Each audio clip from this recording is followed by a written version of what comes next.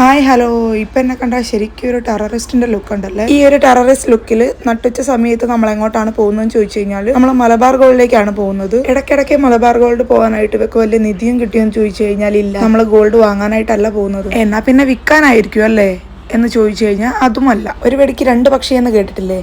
പക്ഷെ ഞങ്ങൾ ഒരു വെടിക്ക് 3 പക്ഷി എന്ന് വിചാരിച്ചിട്ടാണ് പോയിട്ടുണ്ടായിരുന്നത്. എന്നാൽ ഒരൊറ്റ പക്ഷിയെ പോലും കിട്ടിയിട്ടുണ്ടായിരുന്നില്ല എന്നതാണ് സത്യം. ചുരുക്കി പറഞ്ഞാൽ പോയ കാര്യങ്ങളൊന്നും തന്നെ നടന്നില്ല എന്നർത്ഥം. അതിന്റെ ആ ഒരു വിഷമം തീർക്കാനായിട്ട് ഞങ്ങൾ തിരിച്ചു വരുന്ന വഴി കഴിക്കാനായിട്ട് ഈ ഒരു ഷോപ്പിലാണ് കയറിയിട്ടുണ്ടായിരുന്നത്. നമ്മൾ ഇതിനു മുമ്പും മലബാർ ഗോൾഡിൽ പോയ ടൈമിൽ ഈ ഒരു ഷോപ്പിൽ കയറിയിട്ടുണ്ടായിരുന്നു. നമ്മുടെ വീഡിയോസ് കണ്ടിന്യൂസ് ആയിട്ട് കാണുന്നവർക്ക് മനസ്സിലാവുന്നുണ്ടാവും. അന്ന് ഞാൻ വീഡിയോയിൽ പറഞ്ഞിട്ടുണ്ടായിരുന്നു ഇവിടെ വെജിറ്റേറിയൻ ഫുഡ് മാത്രമാണ് അവൈലബിൾ ആയിട്ടുള്ളതെന്ന്. ഇവിടെ വെജിറ്റേറിയൻ ഐറ്റംസ് ആയിട്ടുള്ള sandwich, pizza, burger, momos, French fries, പിന്നെ ജ്യൂസസും കേക്ക്സും ഒക്കെയാണ് ഉണ്ടാവുന്നത്. ഞങ്ങൾ സാറ്റർഡേ കുഞ്ചൂസിന് സ്കൂൾ ഉണ്ടാവില്ലല്ലോ എന്ന് വിചാരിച്ചിട്ടാണ് സാറ്റർഡേ പോവാന്ന് വിചാരിച്ചിട്ടുണ്ടായിരുന്നത്. പക്ഷെ എക്സാം ടൈം എടുത്തതുകൊണ്ടാണെന്ന് തോന്നുന്നു അവന് സാറ്റർഡേ ക്ലാസ് വെച്ചിട്ടുണ്ടായിരുന്നു. ഞങ്ങൾ കഴിക്കാനായിട്ട് ഒരു പനീർ സാൻഡ്വിച്ചും പനീർ റോളും ആണ് പറഞ്ഞിട്ടുണ്ടായിരുന്നത്. അതുപോലെ തന്നെ കുടിക്കാനായിട്ട് എനിക്ക് ഒരു മസ്ക്മെലന്റെ ജ്യൂസും ജിജുവിന് ലെമൺ സോഡയാണെന്ന് തോന്നുന്നു പറഞ്ഞിട്ടുണ്ടായിരുന്നത്. ഇവിടെ പ്യുവർ വെജ് ആയതുകൊണ്ടാണോ അതോ ഇനി നട്ടുച്ച സമയം ആയതുകൊണ്ടാണോ എന്നറിയില്ല, നമ്മൾ പോകുന്ന ടൈമിലൊന്നും തന്നെ അധികം ആളുകൾ ഉണ്ടാവാറില്ല.